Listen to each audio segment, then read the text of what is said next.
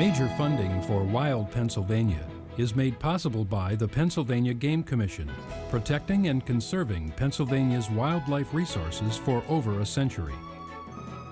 Additional funding is provided by the Western Pennsylvania Conservancy, saving the places we care about, and through the financial support of members of this Pennsylvania public television station. Although, of course, we'll never know for sure what the density of deer were in the forests of Pennsylvania before Europeans arrived. The best estimates range from 5 to 15 deer per square mile, in a state that was really very densely forested. Its name is no accident. As settlers moved into the state, they actually eliminated the other predators for white-tailed deer, such as mountain lions and timber wolves, before they eliminated deer. There were no restrictions at all on hunting whitetails, and they were heavily used for food for logging camps, for the communities. There was actually an important urban market for venison in hotels and so forth. And so with unrestricted hunting and very high demand, by the late 1890s, deer were nearly extirpated from Pennsylvania. So densities were very close to zero, never really zero. And it was really the loss of whitetails that was the stimulus for the creation of the Pennsylvania Game Commission in 1895. And quite early on, they began to create restrictions on hunting deer in Pennsylvania, and they also reintroduced a very small number of deer from other states, I think Michigan and Virginia.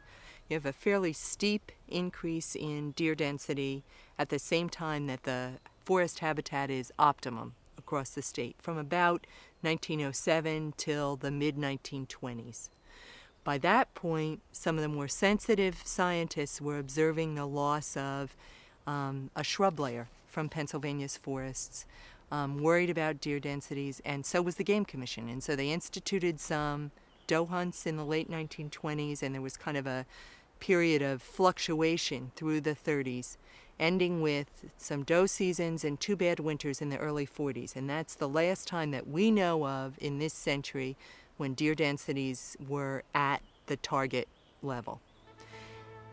At the same time that the doe seasons were removed and became more sporadic, you had the forest beginning to grow out of this very bad habitat phase. So you have a period of time from the early 1940s to the 60s and 70s when you have the forest changing in a way that increases its quality as deer habitat, new plants getting started in the undergrowth, some thinnings and partial cuttings also stimulating new deer forage on the forest floor.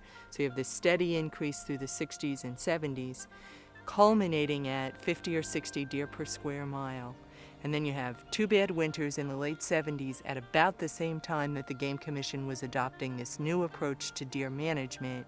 So they brought deer densities down statewide and have been able to hold them, at least in this corner of the state, at this average of 30 deer per square mile since about 1985, but it's been very controversial.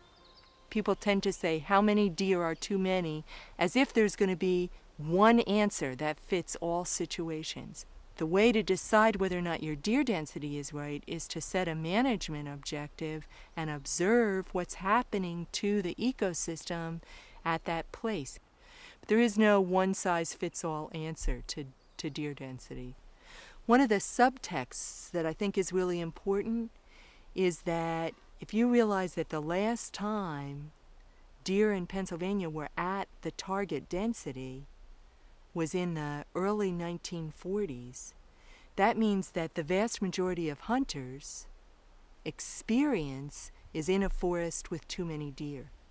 So as we go back to deer densities that are actually compatible with a healthy forest, hunters are having a new experience and they feel like there are no deer left at all because their whole lifetime hunting has been in a forest with too many deer.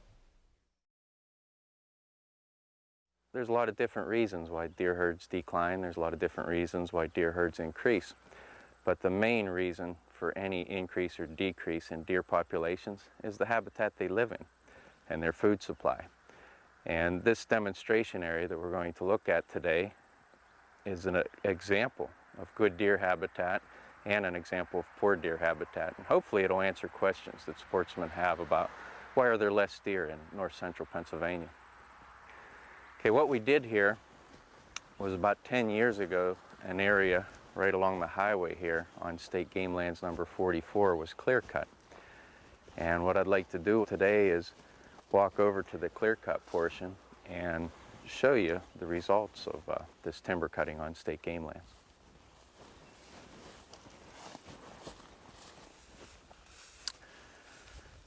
Okay, what we're looking at here is an area of State Game Lands 44 where the timber was removed, and the main reason for it was to improve wildlife habitat.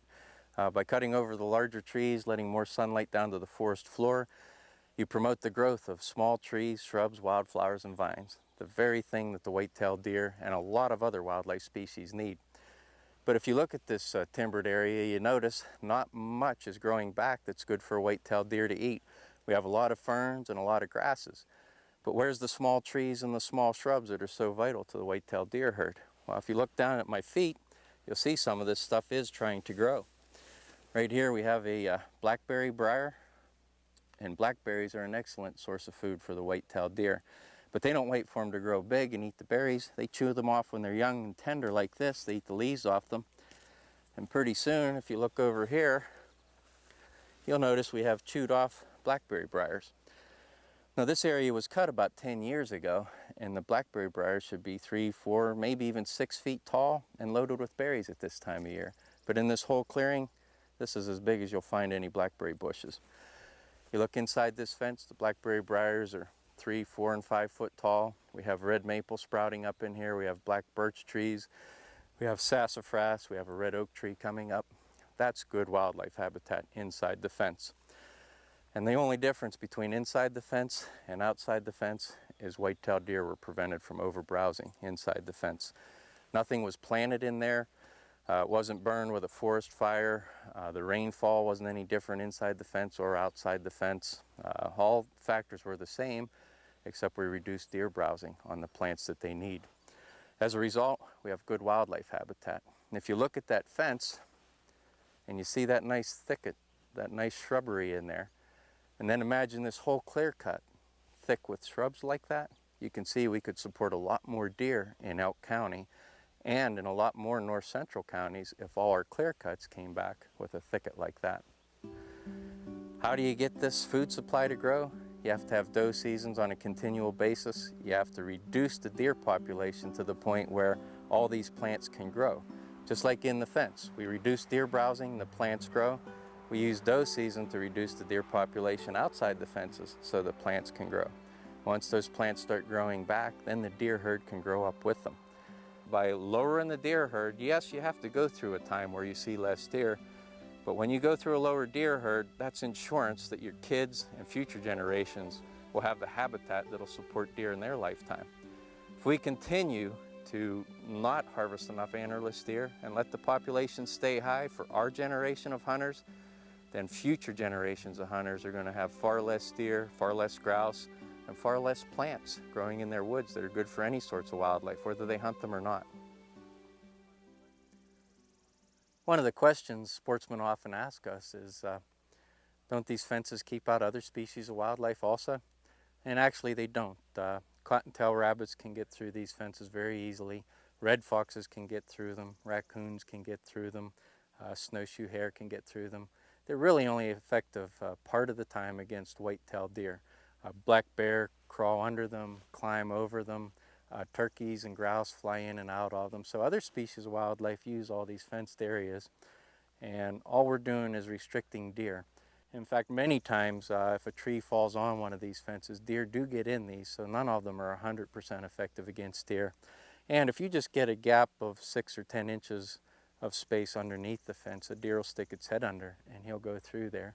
And why would a deer want to get through that fence? Well, the answer is really obvious.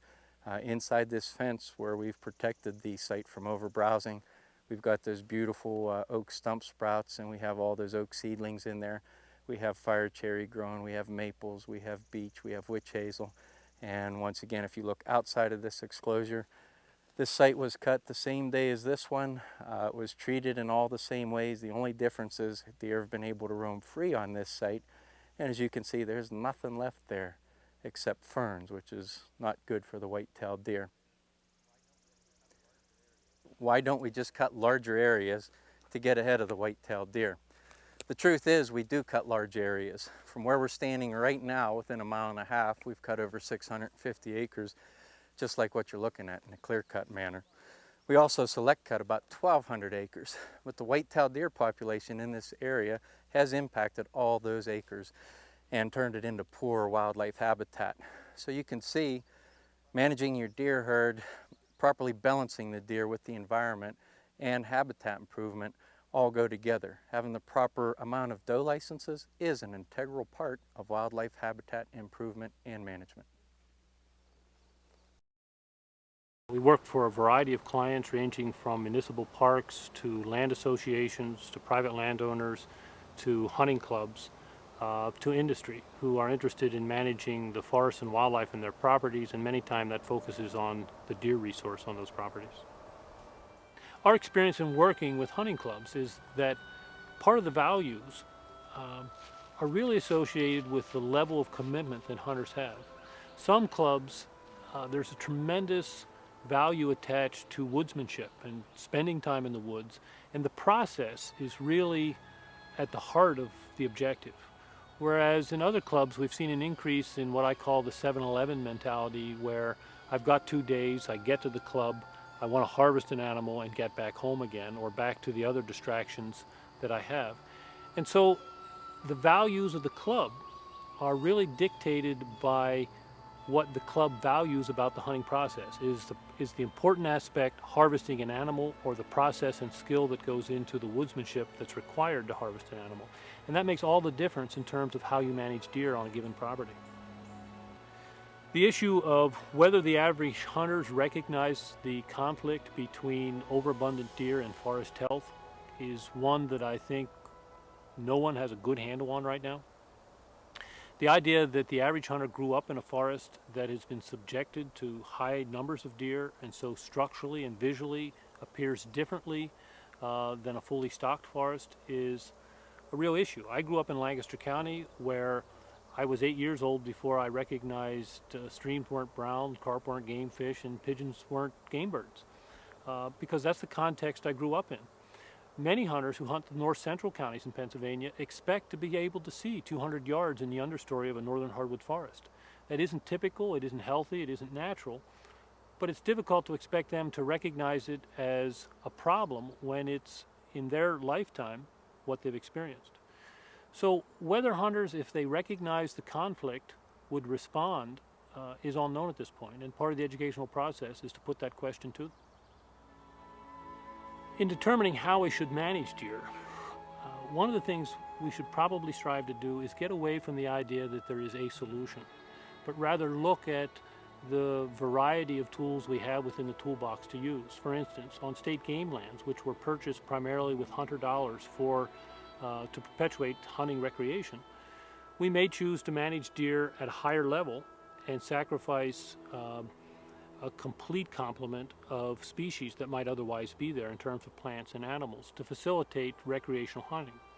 On state forests and national forests, we might strive to manage deer at lower densities, but an older aged herd with larger racks and a higher quality animal for harvest.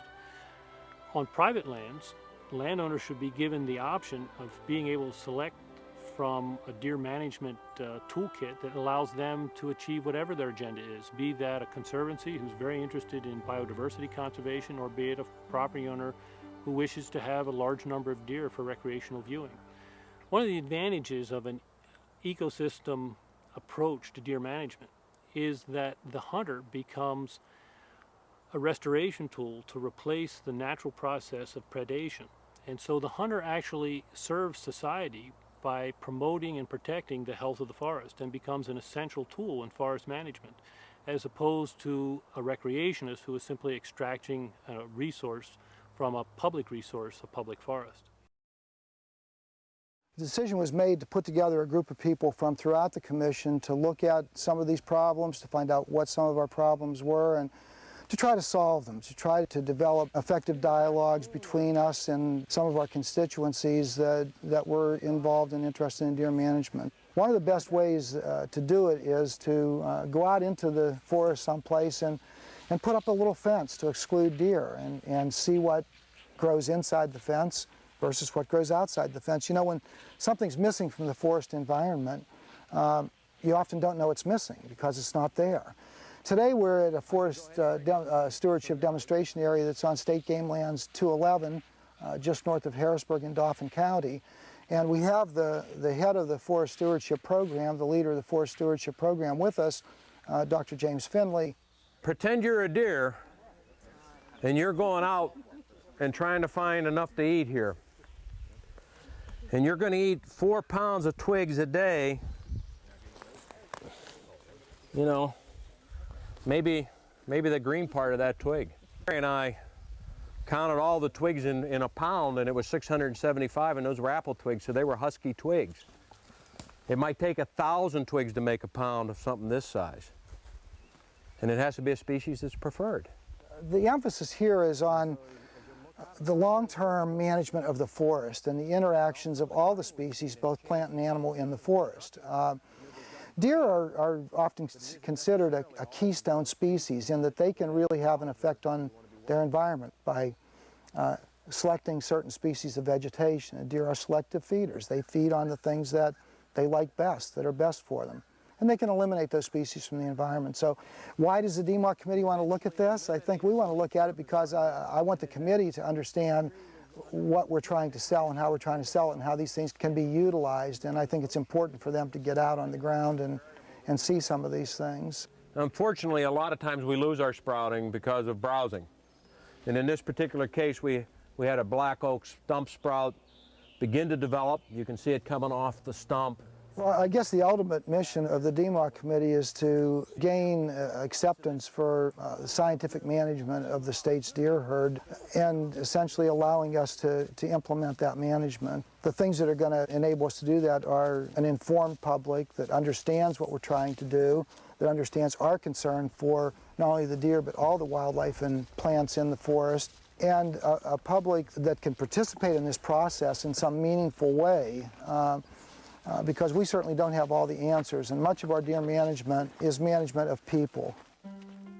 We manage deer by removing deer from the deer herd, and that's done by hunters. We don't do that. It's done by legal, regulated hunting. And we simply try to regulate the numbers of hunters in relation to the numbers of deer that we need to remove from the population to keep it in balance with the environment. So hunters are very important to us. They're an integral part, and we shouldn't be adversaries with hunters ever. We should be on the same team, heading in the same direction, trying to accomplish the same ends. We feel that what's good for deer habitat is good for deer and ultimately is the best thing for hunters. We can't continue to do the same things we've done in the past and be able to manage deer in the environments that they're living in now. We're changing as a state. Our living patterns are changing. We have a lot of deer in this state. We have a tremendous herd of deer, probably as many as we ever had, but they're not in the places that they've been in the past. Our hunting public is declining slightly. Numbers of hunters are declining. It's a challenge managing a public resource largely on private land. Only about less than 15% of the state is in public land. We can do something on those public lands in terms of managing deer, but all the rest of the deer in the state are living on private land. We can't stay with the same seasons and the same bag limits and the same things that we've done in the past. I think we have to look at alternatives. Some of them might be fairly radical. And in terms of the DMARC committee, we see this as an ongoing thing. We're optimistic about the future and the future of deer and deer habitat and deer management, and we'll keep working toward that end. I think two issues regarding the future of deer management are the acknowledgement that deer are for the most part managed on a property by property basis, and that the values of those property owners need to be reflected in the tools they have to express those values and how they manage deer. My vision for where we need to go in deer management in the very long run in Pennsylvania is a vision that recognizes how important hunters are in really keeping our forests and our ecosystems healthy.